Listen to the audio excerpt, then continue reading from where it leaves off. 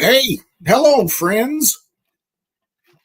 It's Jeremy. We're going to do a CGR update. So, you guys know I have a real life and a real job, and the challenge is juggling the classic guitar rock empire while doing all of those things. So, just a little programming note. Here's the plan moving forward.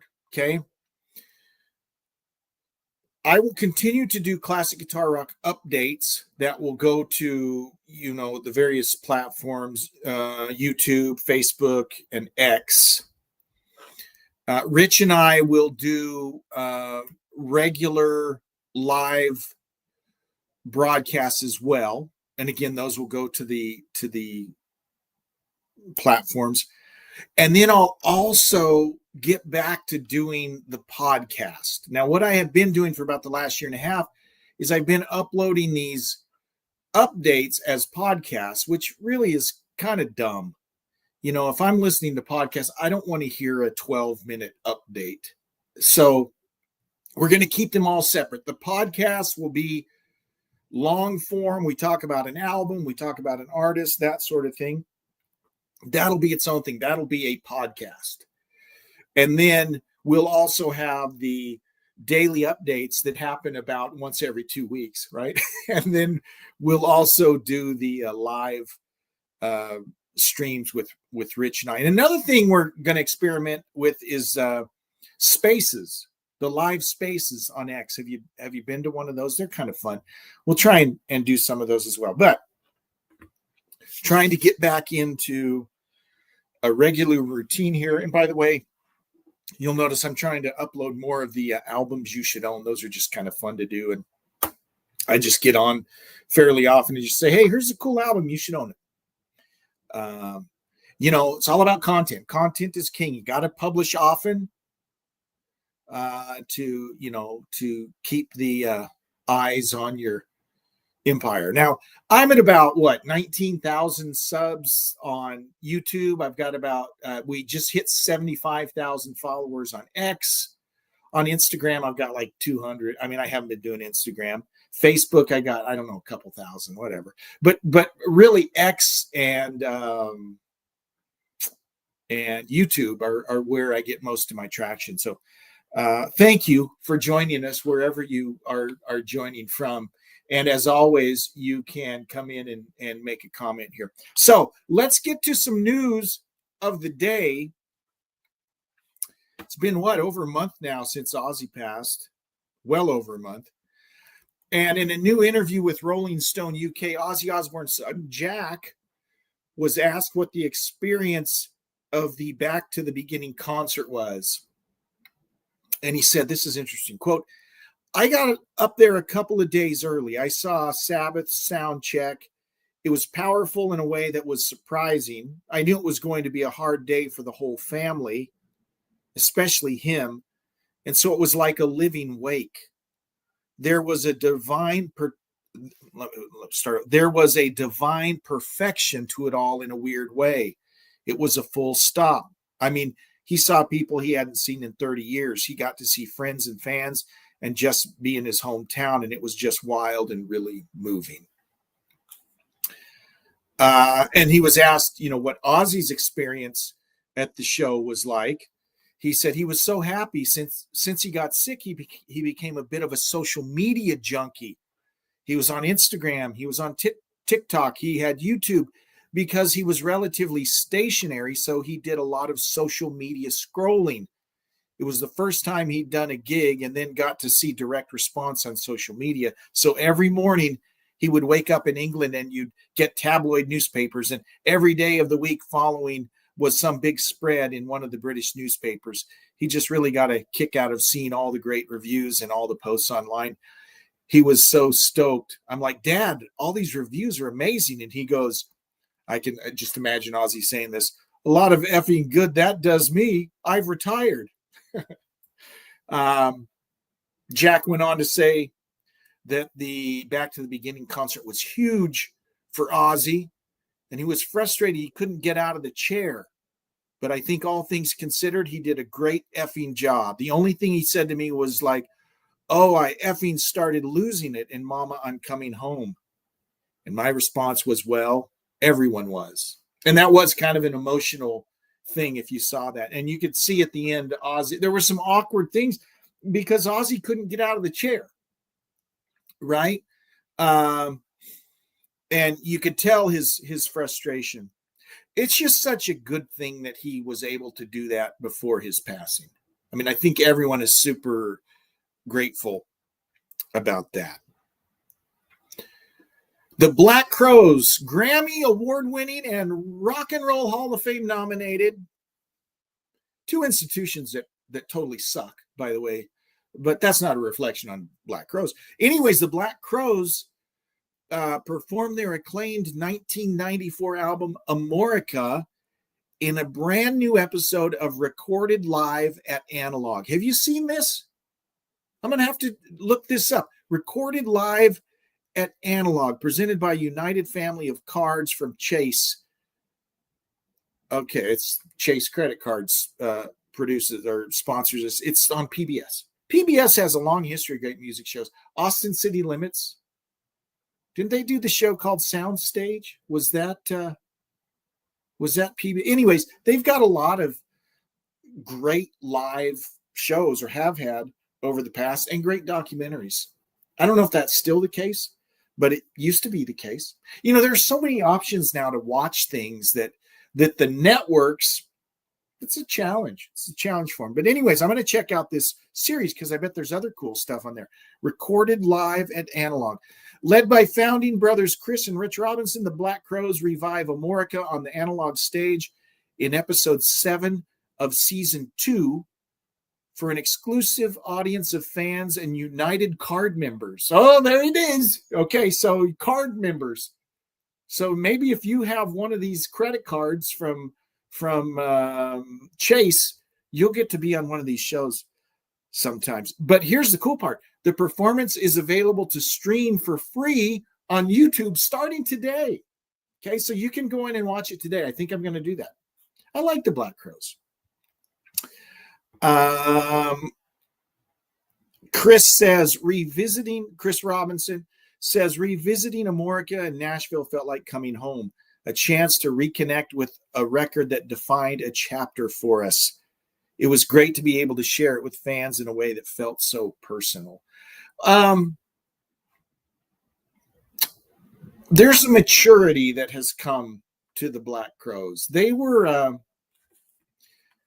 some musicians, they're a-holes. Okay, and I'm not saying that they were necessarily a-holes, but the Black Crowes of the early 90s are different than the Black Crowes of today because they've grown up, right? They were still young, snot-nosed kids, right, in the late 80s, early 90s, and they did young, snot-nosed kid stuff. And now they've grown up. And that's interviews, the music they make, you sense that maturity, which is a natural process, and it's a good thing. Other artists like Oasis, they continue to be a-holes. So even as they get old, they're still a-holes. Green Day, same thing, right? But you can't put Green Day on the same level as Black Crowes or even Oasis because Green Day blows. Former Jethro Tull guitarist Martin Barre will release his autobiography. That it really sound like a redneck. Autobiography is the pronunciation, kids. Former Jethro Tull guitarist Martin Barre will release his autobiography, A Trick of Memory, the autobiography of Jethro Tull's guitarist. This comes out on November 6th. Martin Barre, think about the classic Tull tunes. And Martin Barre, to me, is as important as Ian Anderson. Ian Anderson, of course, the vocalist and the flautist. That's how you pronounce it. Flautist, not flutist. It's flautist. And he wears leotards. But I think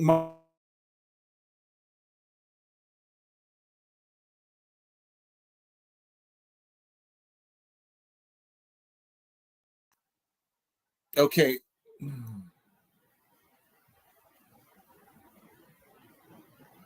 I don't know if I'm still even recording. I lost my. I went black. It went black for a minute, but I think we're still going. We'll see. Okay.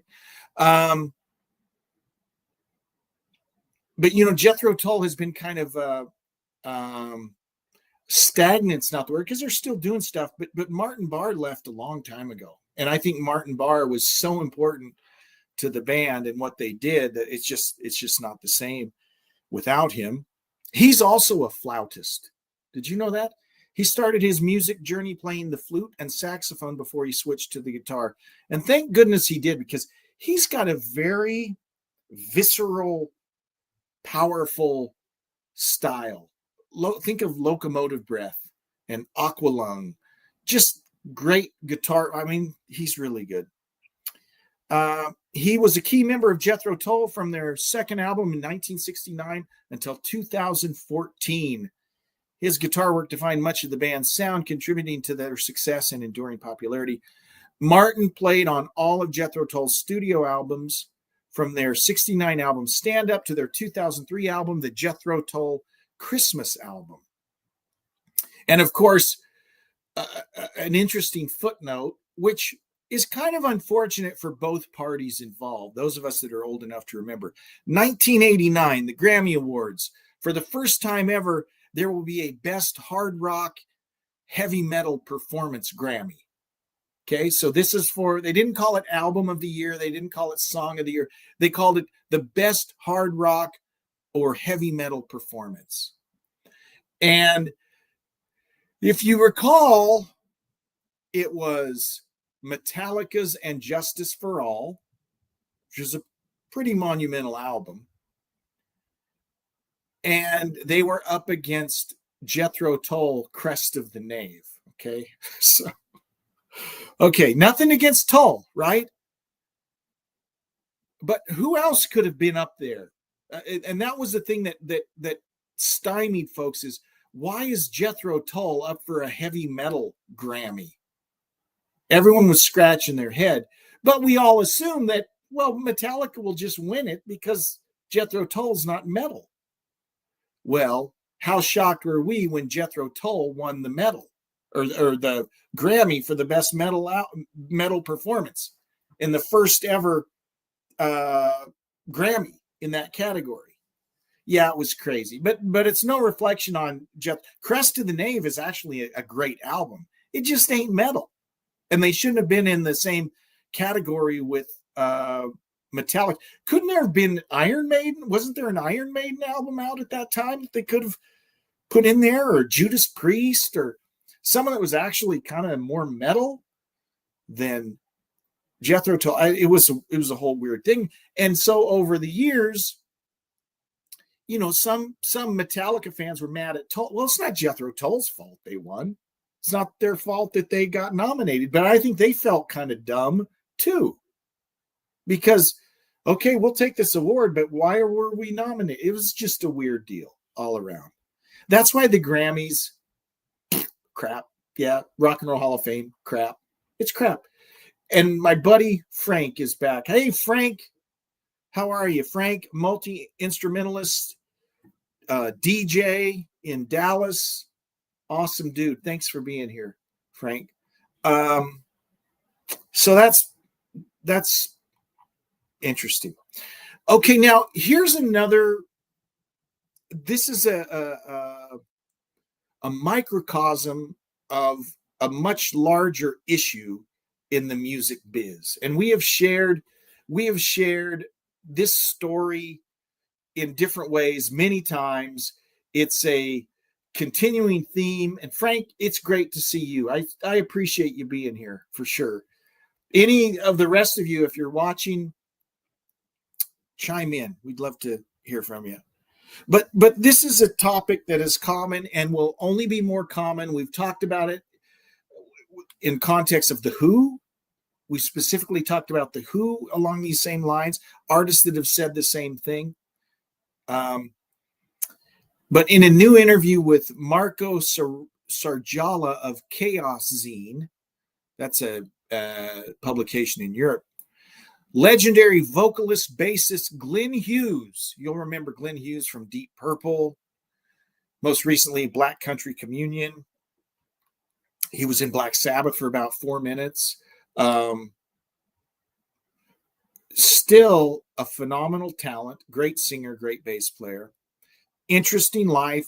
We have an entire podcast episode dedicated to Glenn Hughes. You should go back and listen to that. But he's confirmed in this interview that he has, and here's the larger issue that I want to dig into. He has confirmed that he currently has no plans to make another studio LP to follow up this year's Chosen. He just released an album called Chosen. What I've heard of it sounds really good. Everything he does sounds good. Okay. The guy's really talented. He says, quote, "I don't think I'll make another rock album. You know why? Nobody buys albums anymore. I'm talking in general. You do, people like you, sure, but in general, nobody buys.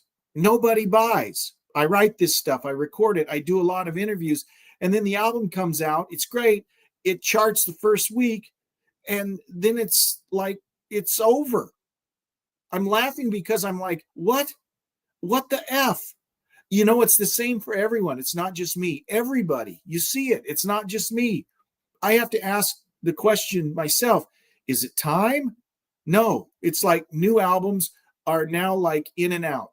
But I'm really happy with Chosen. If it's the last Glenn rock album, I think it's a great way to finish. Okay, and so this is in a nutshell the challenge facing these classic artists. Okay. We've talked about the Frontier label, Frontier Records. Frontier Records based in Italy or Spain, I can't remember. And many of these legacy bands or new bands that are in the classic rock vein, they sign on to Frontier. And thank goodness for Frontier. Okay. They're at least trying. They actually still press albums, make albums. You can buy vinyl, CDs. Okay. They're a record company. God bless them. But to Glenn's point, nobody buys records anymore. Okay. So it's a different thing. The streaming model is such that you can't live with it. You can't live without it. Okay. That's the way people listen to music. So you've got to stream, and yet they don't make any money from streaming. Zero. I mean, pennies on the dollars. Okay.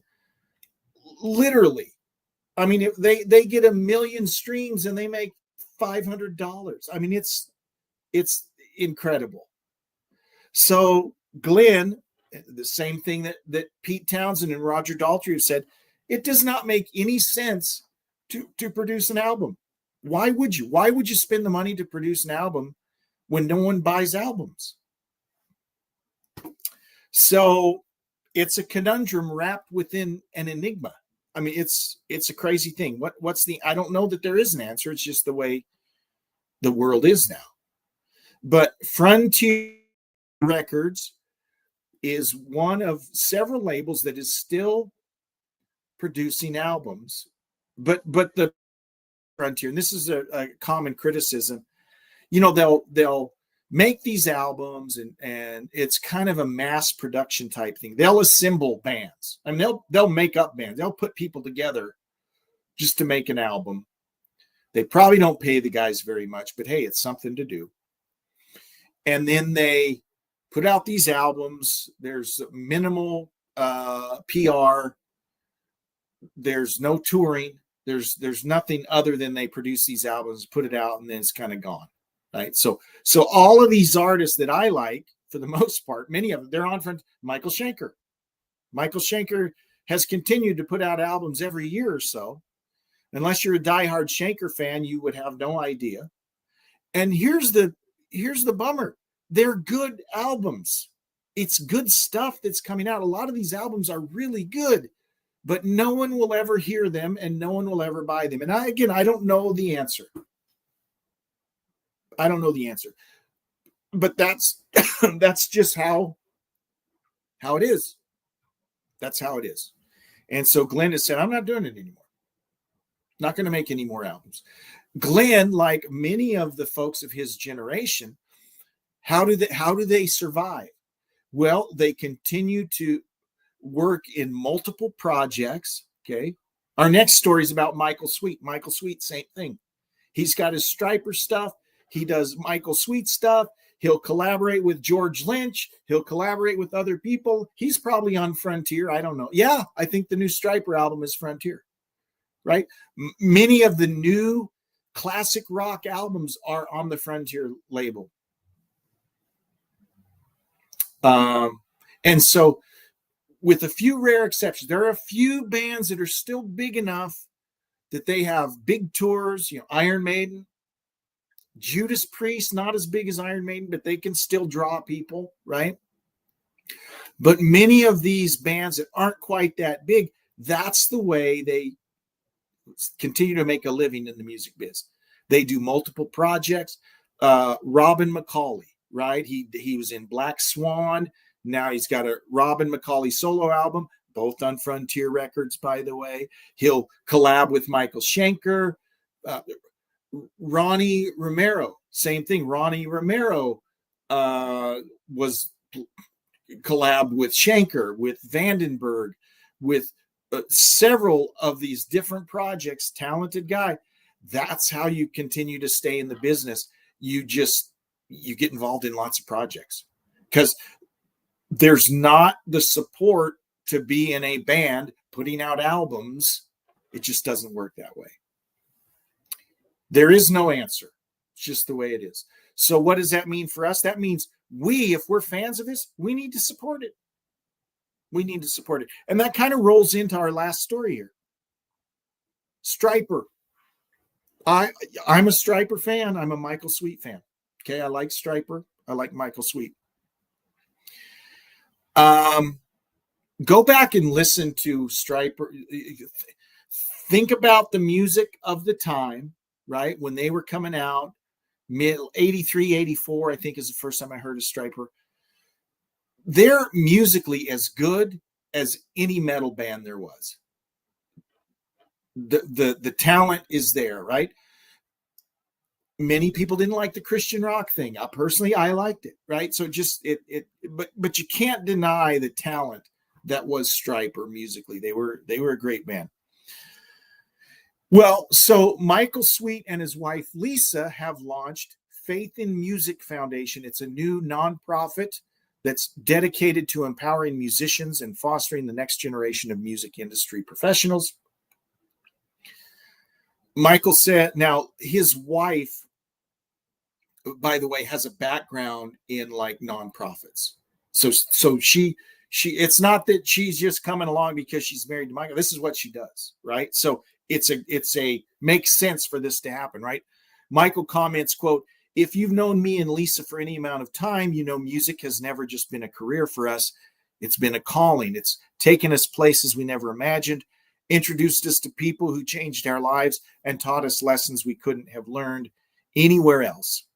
But we've also seen the other side, the struggle, the financial hardship, the loneliness, and the doors that stay closed no matter how much talent you have. Years ago, I watched a gifted young band play their hearts out to a room of 10 people, not because they lacked passion, but because they didn't have the support. They slept in a van that night to save on hotel costs.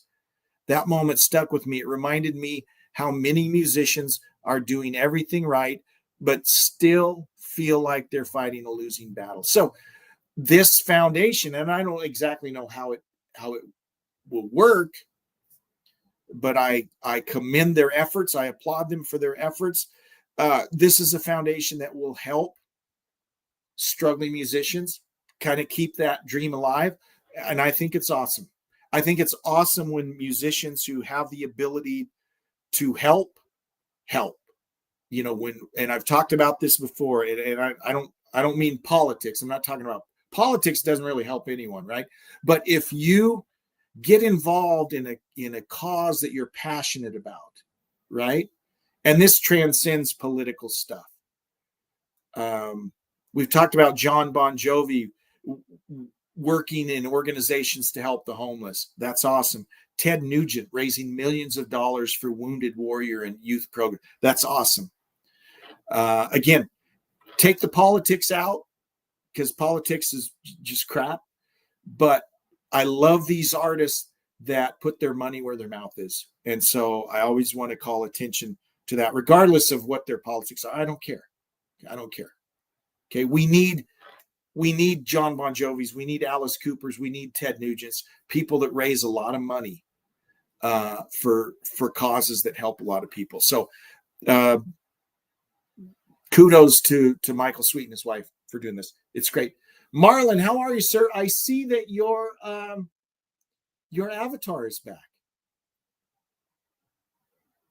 Or are you? Is this a shadow avatar, or is this not the real Marlon? I'm confused about the whole thing. But thank you for being here. I appreciate it, guys. As I mentioned, I'll try and be more regular. You know, at my age, being regular is important. I'll try and be more regular with the updates. And as I mentioned, Rich and I will be doing live streams on a regular basis also. And then we will reserve the long form stuff for the actual audio podcasts that will be available wherever fine podcasts are sold. Thank you so much for tuning in, guys. As always, check out CGR Radio.